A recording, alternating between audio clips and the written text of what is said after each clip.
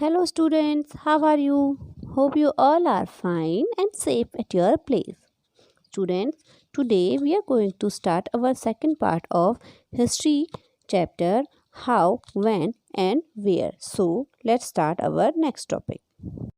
So, student, our next topic is how do we know administration? In this topic, we will see how the Indians were administrated by the Britishers. Student, one important source is the official record of the British administration. The British felt all important documents and letters needs to be preserved. Specialized institutions like archives and museums were established to preserve important records. Administrative source only represent half of the picture as they all were written and mentioned by British officials. Several other sources studied together give a better picture of administration. Official records, letters, memos, surveys, newspapers, magazines, autobiographies, reports, experience of travelers, novels, and poems are some important sources of information. Student, the British believed that the act of writing was important. The British also felt that all important documents and letters need to be carefully preserved. So they set up records rooms attached to all administrative institutions. The village Tehsildar's office, the collector, and the commissioner office all had their record rooms. Student, here is the picture of the time 1920s. It is a picture of the National Museum and the National Archives. Both are in where the Britishers were keeping their record. Students, as you have seen, the British used to maintain all types of record to rule India. But where did they bring these records? How did they collect them? Let us know in our next topic. The Britishers used to adopt a system for collecting the records of India, which is called survey technique. In this survey technique, they used different types of equipment and they kept all the information collected by it as you have now seen in the picture. They used to collect such thing in their library or any museum or any other safe place. Student, as I told you, the practice of surveying also became common under the colonial administration. The British believed that a country had to be properly known before it could be effectively administered. By the early 19th century, detailed surveys were being carried out to map the entire country. In the villages, revenue survey were conducted. From the end of the 19th century, census opportunities were held every 10 years. These prepared detailed records of the number of people in all the provinces of India, nothing information on caste, religion and opportunities. So, why did British survey become so important for them? Let us know in our next topic.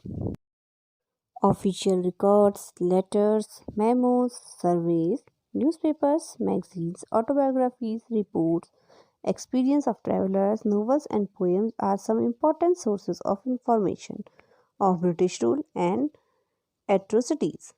The practice of surveying became common under colonial administration. Surveys like botanical, geological, archaeological, anthropological, and forest surveys were in the list of British administration. Survey was important for the Britishers because sources kept and written by both Indians and British studied together represented several aspects of British rule and their efforts to modernize of subjection Indian population.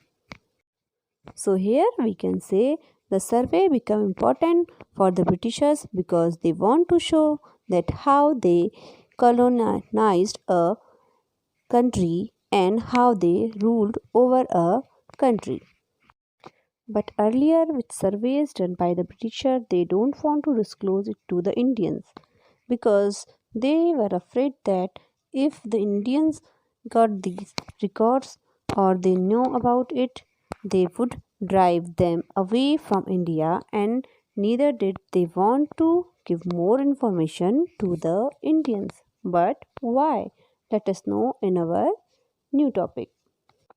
Student Britisher don't want to disclose the records to the Indian because the official records do not tell about the needs of people of India as they were poor but they were not having any support by the government. Many official records hide the truth and only show one aspect of the event. Means to say, the brutality which has been done by the Britishers, it has not been recorded in the official records. The official records does not represent the fallouts of British administration and also do not represent the reactions and situation of Indians of every sphere of society. For that, we need to look elsewhere. When we begin to search for these other sources, we find them in plenty, though they are more difficult to get than official records. We have diaries of peoples, accounts of pilgrims and travelers, autobiographies of important personalities, and popular booklets that were sold in the local bazaars. As printing spread, newspapers were published and issues were debated in public. Leaders and reformers wrote to spread their ideas. Poets and novelists wrote to express their feelings.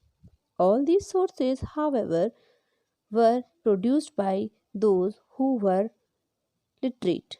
From these, we will not be able to understand how history was experienced and lived by the tribals and the peasants, the workers in the mines, or the poor on the street.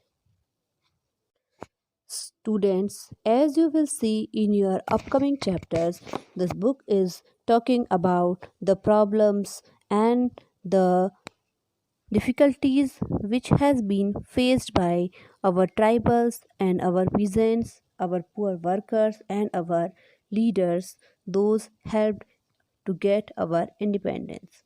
So here the chapter is complete. To know more about the history stories, keep watching my YouTube channel. Till then, stay home, be safe, bye bye.